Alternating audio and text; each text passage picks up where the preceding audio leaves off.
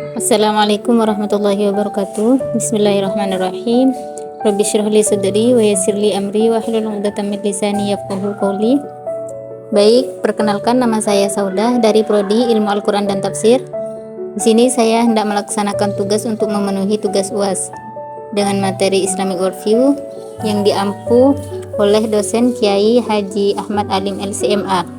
Di sini saya akan menjelaskan beberapa materi. Baik, materinya yaitu problematika manusia, konsep Tuhan, klasifikasi ilmu, bahaya diabolisme, konsep alam dan budaya, infiltrasi dan subhat, peradaban Islam, konsep kebenaran absolut, konsep kebahagiaan. Baik, materi pertama yaitu problematika manusia. Macam-macam problematika manusia. 1. Hak asasi manusia yang disebut dengan HAM. 2. Feminisme gender, perempuan yang ingin atau menginginkan keadilan dalam segala hal. 3. Liberalisme atau kebebasan. 4. Bebas LGBT, asal muasal LGBT pada kaum Lut. Dalam Islamic Worldview kita harus bisa memfilter pemikiran-pemikiran yang baik dan menjauhi pemikiran yang buruk dan merusak. Secara fitrah, penyebab manusia menyimpang itu karena worldview-nya atau pemikirannya. Kedua yaitu konsep Tuhan. Konsep Tuhan merupakan konsep yang mendasar bagi setiap agama. Dari konsep Tuhan inilah kemudian diuraikan konsep-konsep lain dalam agama, baik konsep tentang agama, tentang wahyu, konsep tentang alam, dan sebagainya. Karena itu, setiap berbicara tentang agama, maka mau tidak mau yang pertama kali perlu dipahami adalah konsep Tuhan. Sebagaimana konsep Islamic Worldview yang ditandai dengan karakteristiknya yang asli dan final, maka konsep Islam tentang Tuhan menurut Profesor Naqwid Al-Attas juga bersifat asli dan final. Itu disebabkan konsep Tuhan dan Islam dirumuskan berdasarkan wahyu dalam Al-Quran yang juga bersifat asli dan final. Konsep Tuhan dalam Islam memiliki sifat yang khas yang tidak sama dengan konsepsi atau pengertian Tuhan dalam agama-agama lain. Tidak sama dengan konsep Tuhan dalam tradisi filsafat Yunani. Selanjutnya, klasifikasi ilmu. Permasalahan: 1. Kemerosotan umat Islam. 2. Cengkraman peradaban barat. 3. Sekularisasi ilmu. 4. Desorientasi dalam mencari ilmu. 5. Kebingungan dan kekeliruan dalam ilmu. Menurut Al-Attas, akibat dari kebingungan dan kekacauan terdapat diri akan menghasilkan kerusakan dan hilangnya adab. Materi selanjutnya yaitu keutamaan ilmu. 1. Tidak pernah terjadi pergeseran paradigma. 2. Tanda atau petunjuk indikasi seseorang. 3. Menghimpun semua hakikat ilmu. Pengertian ilmu: innamal ilmu ma qama alaihi dalil. Ilmu adalah yang bersandar pada dalil. 1. Dalil nakli. 2. Disebut dalil akli. Menurut Al-Attas, ilmu merupakan sesuatu yang tidak terbatas karenanya tidak memiliki ciri-ciri perbedaan khusus. Klasifikasi ilmu menurut Al-Ghazali yaitu 1. Ilmu syariah, ilmu berasal dari para nabi dan rasul. 2. Ghairu syariah, semua ilmu yang di luar pengertian ilmu syariah. Dan menurut Syekh Utsaimin yaitu 1. Ilmu daruri, pengetahuan yang sudah pasti. Dan 2. Ilmu nadhari, pengetahuan yang membutuhkan pemeriksaan dan pendalilan. Bahaya diabolisme.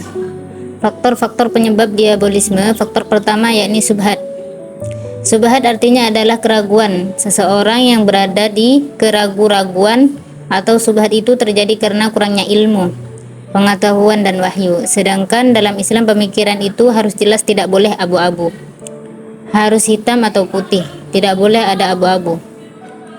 Orang yang sudah jatuh di dalam perkara yang subhat, maka dia sudah jatuh kepada perkara yang haram. Faktor yang kedua yakni syahwat. Syahwat adalah perilaku yang berlebihan, kesenangan yang diingini manusia seperti syahwat, perilaku yang berlebihan. Hal yang seperti ini tidak diajarkan dalam agama Islam karena bertentangan dengan Al-Quran. Contohnya, dalam firman-Nya, A'udzubillahi minasyaitonirrajim, Innal mubadzirina kanu ikhwanasy syayatin. Sesungguhnya orang-orang yang boros itu adalah saudaranya setan.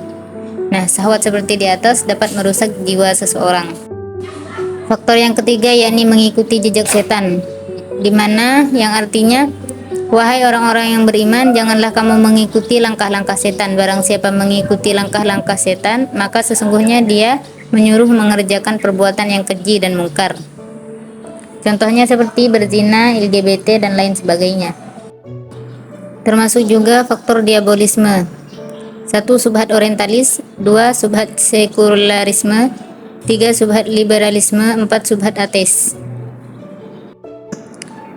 Selanjutnya yaitu konsep alam, seni, dan budaya dalam perspektif Islam.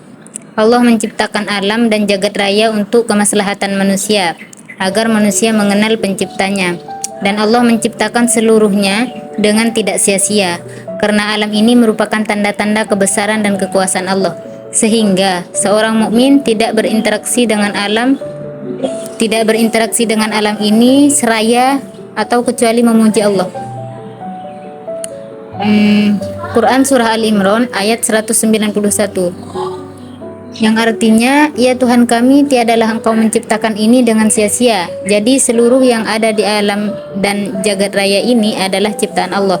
Jika dilihat dari pandangan Islam, maka ini sangat bertentangan dengan teori Darwinisme yang menganggap bahwa alam dan jagat raya ada dengan sendirinya. Maka tugas kita sebagai manusia adalah memakmurkan bumi, sehingga Islam dan umat Islam datang sebagai rahmatan lil alamin, menebar rahmatan lil alamin. Klasifikasi alam. Konsep alam diklasifikasikan sebagai berikut. 1. Osmologi, benda mati, organik, tumbuhan, dan hewan. 2. Alam ruhiyah atau ruhaniyah, gaib, atau alam malaikat, jin, syahdah manusia.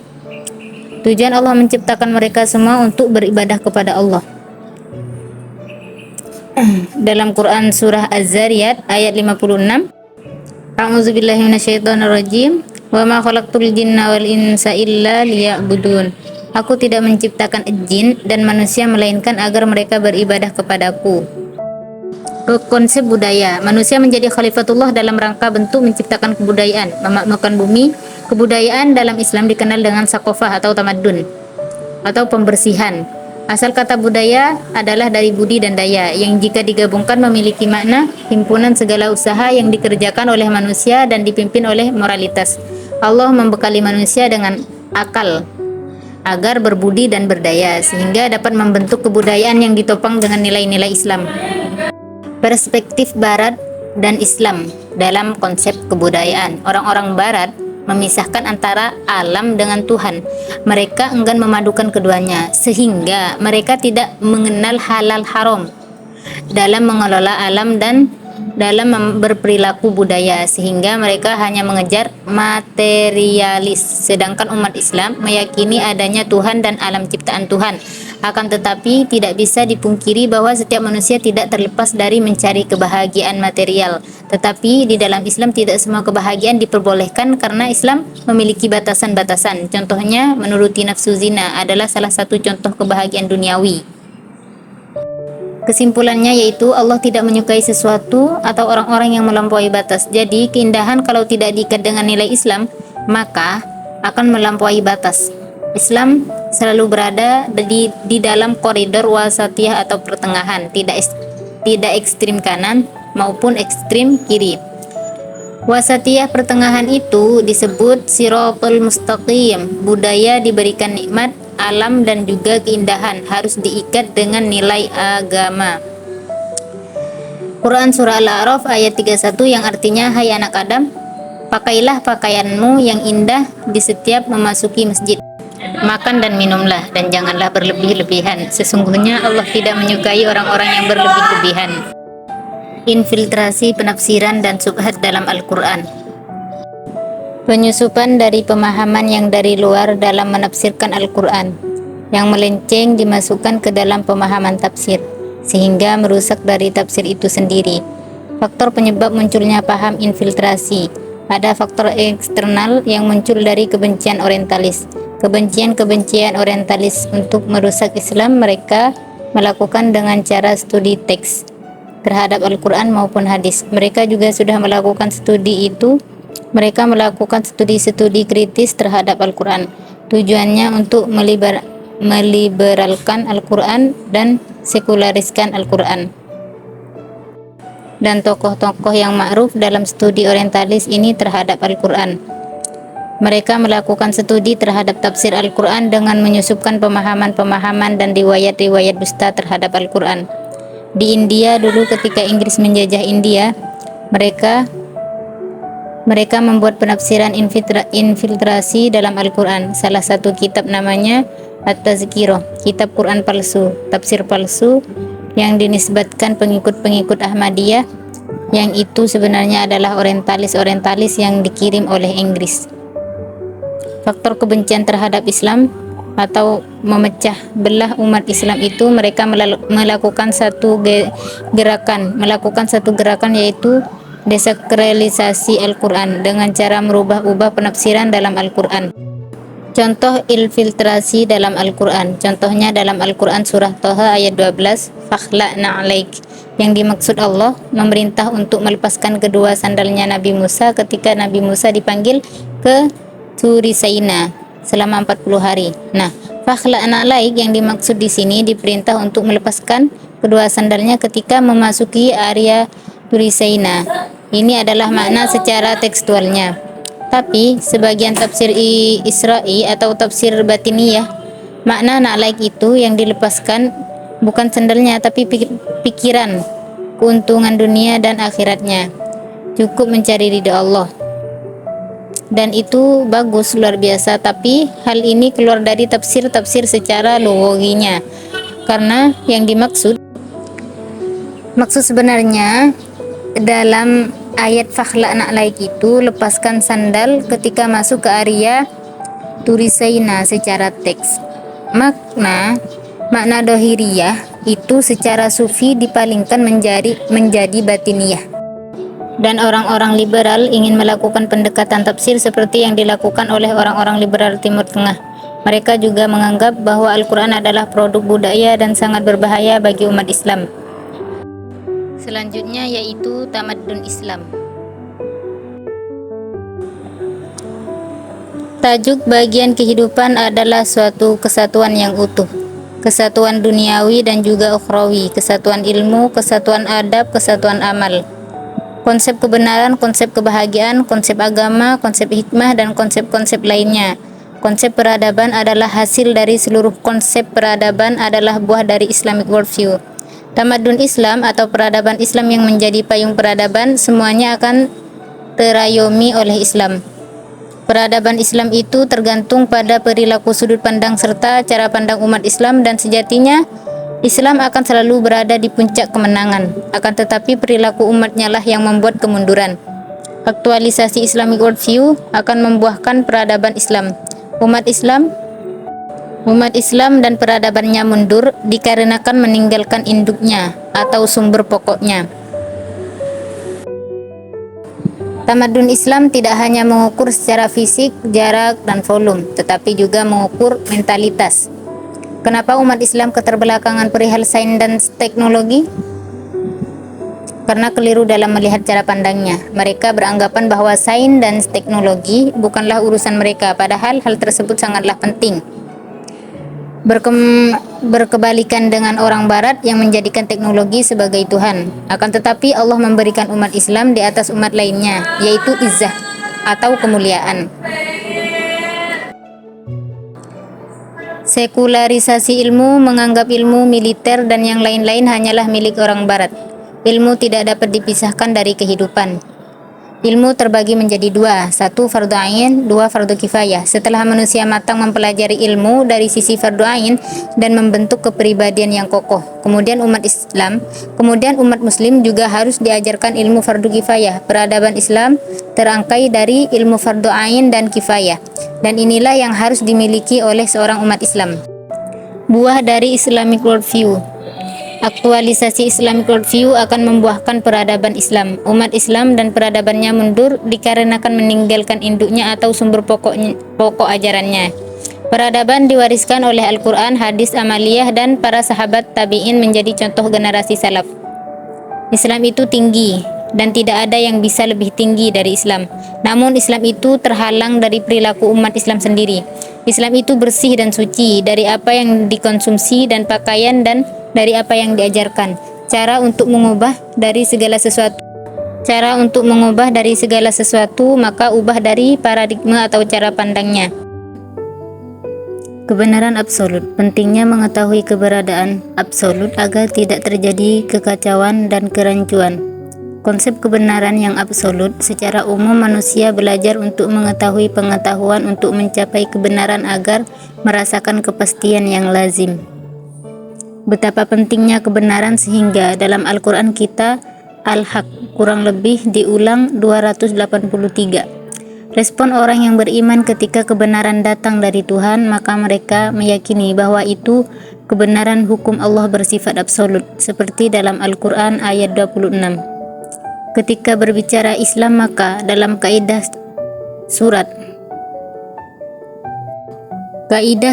klasik yang berbahasa Arab dan menjadi literatur rujukan dalam Islam untuk berijtihad mencari kebenaran. Literatur surat. Dalam konteks ontologi ada istilah hak dan batil. Dalam konteks ijtihad, as-sawab dan al-khata. Dalam konteks valid dan invalid, sahih wal fasid. Dalam konteks pernyataan lisan, sodik dan khanzib. Betapa pentingnya kebenaran sehingga dalam Al-Quran kata Al-Haq kurang lebih diulang 283. Respon orang yang beriman ketika kebenaran datang dari Tuhan, maka mereka meyakini bahwa itu kebenaran hukum Allah bersifat absolut, seperti dalam Al-Quran surah Al-Baqarah ayat 26, yang artinya maka mereka yakin bahwa perumpamaan itu benar dari Tuhan mereka. Kebenaran dari Allah mutlak dan absolut, tidak boleh meragu-ragukan kebenaran, menyembunyikan kebenaran, dan tidak boleh mencampur antara kebenaran dan kebatilan. Kebenaran dalam Islam tidak kontradiktif antara akal dan wahyu. Akal manusia bisa mencapai kebenaran yang absolut jika dilandasi dengan wahyu. Jika akal tidak disandingkan dengan wahyu, maka akan membuat kebenarannya sendiri, tidak memiliki tolak ukur kebenaran, tidak dikotomis dalam memandang realitas secara subjektif, normatif, historis, dan lain-lain. Islam memandang dengan tauhid, di mana kehidupan tidak bisa dipisahkan dengan tauhid, pendidikan, politik, ibadah, hukum, dan yang lainnya. Maka konsep kebenaran yang absolut tidak bisa dipisahkan dengan konsep Tuhan, konsep penciptaan, konsep wahyu, konsep ilmu, dan lainnya. Tingkat keyakinan satu ilmu yakin, mendengar, menganalogikan atau memiliki wawasan konsep kebenaran, kemudian yakin. 2. Ainul yakin, keyakinan yang dilihat secara langsung. 3. Hakul yakin adalah keyakinan yang paling tinggi, secara langsung merasakan dan mengalami. Kebenaran harus mencakup dunia dan akhirat dan diaktualisasikan dengan ilmu, iman, dan amal. Materi selanjutnya yaitu konsep kebahagiaan. Kebahagiaan dalam pandangan Islam berbeda dengan pandangan Barat yang diukur dengan materi dan terpenuhinya nafsu duniawi. Kebahagiaan dalam pandangan Islam tidak dibatasi dalam materi, tetapi ada dalam hati, sehingga orang yang hatinya tenang, ikhlas, lapang dada, zuhud, qanaah, dan bersyukur, maka akan semakin bahagia, yaitu kebahagiaan materi atau kebahagiaan jiwa yang bersifat kekal. Semakin berbuat baik, maka akan semakin bahagia, yaitu hayatan thayyibah, dan jalan kebahagiaan ditempuh melalui jalan iman dan amal soleh. Sekian, kurang lebihnya kami mohon maaf. Wassalamualaikum warahmatullahi wabarakatuh.